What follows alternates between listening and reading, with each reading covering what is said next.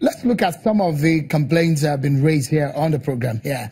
Some of them are the issue, like Chioma raised earlier, that people have jobs Monday to Friday.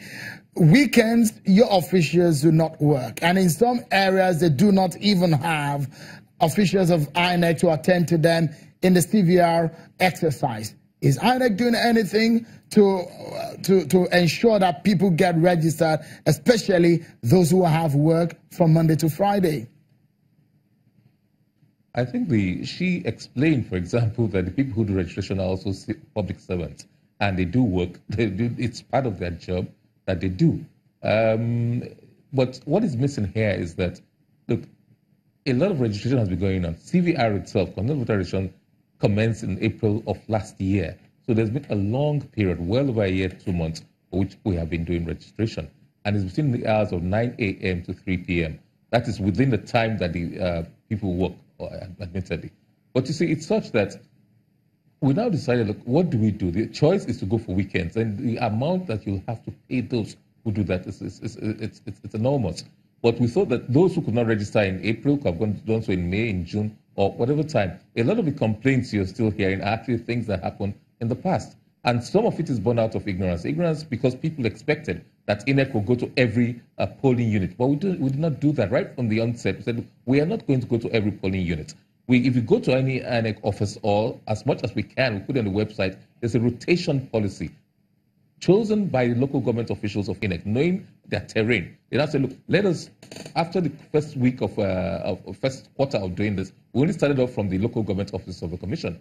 But complaints came, we reviewed the process and said, look, okay, let us make it more responsive to the needs of people. So we created more registration centers, and then obviously later on we also added the rotational centers, because for equity's sake, we felt that, look, it's important that the people go around as much as is possible to capture, to ensure that the critical mass are captured, and anybody who's interested is registered. So these were obviously based on feedbacks we got from the field.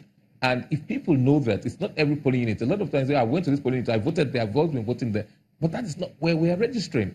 As Osita said, this thing is being done at ward levels, at different levels, communal levels, community levels. We'll go rotate some of them, but it's still continuing in every local government office of the commission. So if you cannot do it in one place, you can go to the other places. And we've acquired new machines. Apart from the machines, we started off with the machines that we acquired in 2010 and 2014. But more machines have been added to it due to budgetary restrictions.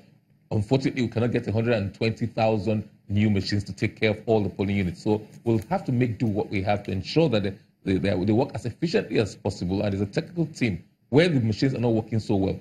Probably where the people were giving cards 30 like that, there's a spillover. If they registered 50 people, there's a limited number of people that any registration point can take at a given time. It takes a couple of minutes to register each person. So obviously, you cannot register 300 people in one day. So when they get to a certain number, they give numbers and say, look, those of you who cannot be attended to, please come tomorrow, and then we'll attend to you first before we attend to those who have come on that next day. On the issue of a lot of people will say, look, why do we wait till we have election before we do CVR or registration? It should be natural for every Nigerian. As long as a person turns 18, it should be part of the social status of every citizen, where you get registered to vote. Isn't that supposed to be natural? Is INEC looking in that direction? Well, that's exactly what we're doing now. Since April of last year, once you turn 18, or if you're not registered before, you walk into any local government office of INEC, or all 774 local government offices operational for this regard, you walk in there and get registered. That's easy as that. But the challenge was that a lot of people were complaining that they live far away from the local government office. So having heard that complaint, we said, let us decentralize a little bit. That's when we created additional centers, fixed centers, and in addition to the additional centers, we created roving registration points. So you have, once you turn 18, or if for any reason you've not registered before, you've lost your card, or you wish to transfer, you walk into any local government office and do that. Otherwise, you try any of the other registration. All right. There is one question I would like you to quickly answer. There is a question from one of the viewers. Is Dede Prince blog at Dede888. He says, what does Nigeria Post Office do government should engage them to deliver the PVCs. When you have millions of PVCs on the ground, uncollected, are you thinking in the direction of Dede Prince? Well, we've used different techniques to try to get people to come and collect it. Part of it, for example, in the States, I know that they tried to call as many people as they could, that they had their phone numbers. And some of them did not express any interest. Some said, okay, when I'm chanced, I'll do that. Or it's not convenient.